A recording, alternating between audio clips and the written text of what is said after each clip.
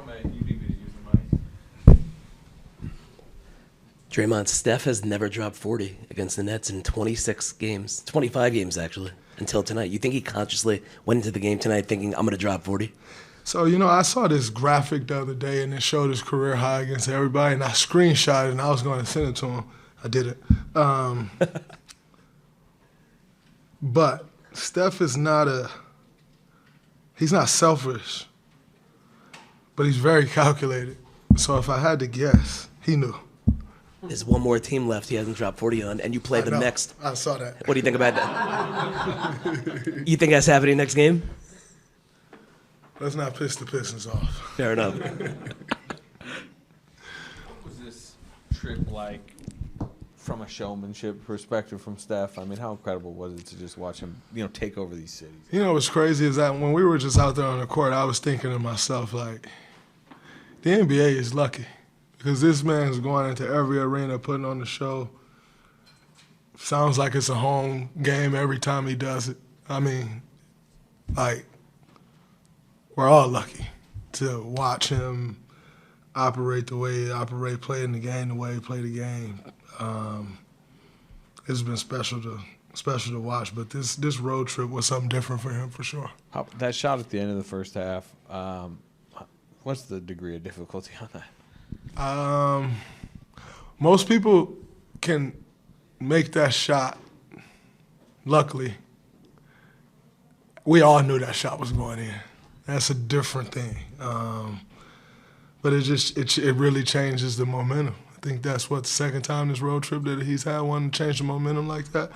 It's a big, big momentum shifter for us going into the locker room. And, I think we did a good job of following up and coming out of the locker room, using that energy that he kind of infused in us going into the locker room. How instrumental was Jimmy's aggression early in the second quarter and just getting things turned around? It was huge because we needed to settle the game down. We were all over the place. We weren't getting into our offense. We weren't getting anything good. And we kind of just needed to put them on their heels a bit. Their pressure kind of had us on our heels. And once Jimmy got the ball and just took over the game, it put them on their heels and allowed us to claw back and, get the game back in our favor. What would you attribute the slow start to? They hit a lot of shots. Everybody who shot the three made it early on. It happens. I think Coach told us coming out that, earlier today he told us, like, we have to come out on edge. The reality is we did it. But the one thing that impressed me most was we were down 27-5, and I looked over and nobody blinked. Everybody was just like, all right, here we go. Let's figure it out.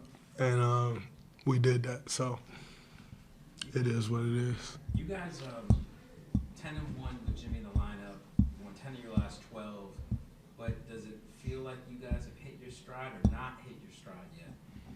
No, we're trying to win a championship, and we know how much that takes, how much better we have to get to do that. So I think we're playing good basketball, but we're still figuring a lot of stuff out, can get a lot better, will get a lot better. So I don't think we've hit any stride. You mentioned being down 27-5. I remember, earlier in the year, at one point, Steph kind of had a comment that the way you were built prior to the trade, you weren't a comeback team, really. I mean, how much has that changed the ability and maybe the confidence, like down 20, you can come back? Yeah, because what we know is ultimately we can get great looks, and we're always going to be able to get stops. And so when you have the confidence in both of those, there's no need to waver. But Steph was right. We were not built to come back like that, when we get down big. But it's a totally different team, totally different confidence level in the team, totally different capabilities, if I'm honest. So there's no need to waver. You've witnessed Steph hit a ton of those crazy shots, like the one that end the half. Are you phased anymore? Like, do you care anymore when you see them? Is it a big deal? Yeah, I still care. It's still fun to watch. Because it's always just like, not again. Like, here you go again. Like, he does it again and again. And so, I said earlier this week, I try not to take his greatness for granted, and get bored with greatness. So oftentimes we have guys that reached that level of greatness that Steph has reached, and there's only a few in the history of the NBA to reach that level of greatness, and they almost start to get penalized for being that great, you know. And I'm very hypersensitive to that and hyper aware to just always appreciate what's in front of me, because it's an honor, man, to watch him every single night put on a show like that. You surprised it's never sort of, like a lot of times when you watch a show for a long time, you do get a little, like you used to, and you get bored of it, or like these fans here have seen him do this before. It wasn't new, but it sounded tonight like it was the first time. I just think the degree of difficulty is so crazy. You know, like you could see a guy score 40 points and be like, man, he had a good game. But when you see him score 40 points, it's totally different, because it's not only him scoring the 40 points, but he's literally putting on a show.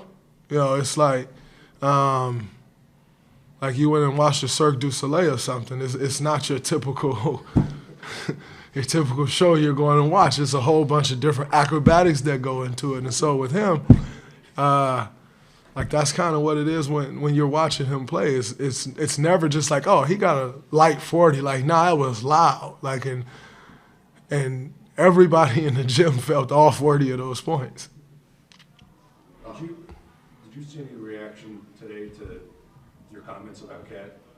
No. And are you aware of what the circumstances were of his No. absence? No. What's the circumstance? Apparently he said he was at a funeral for a family friend. Oh, man, that's unfortunate. I'm sorry to hear that. That sucks. But my comments that I made was, what I heard was this. And that's what I heard. So I do, send my well wishes to him and his family. You know, none of us, it's inevitable. We all experience death in one way or another, and we'll all experience it in the same way one day. So it's unfortunate. You never wish that on anybody, but the Draymond Green show with Baron Davis must go on.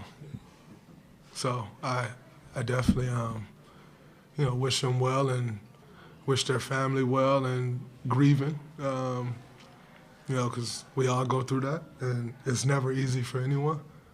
But the Draymond Green show with Baron Davis will go on.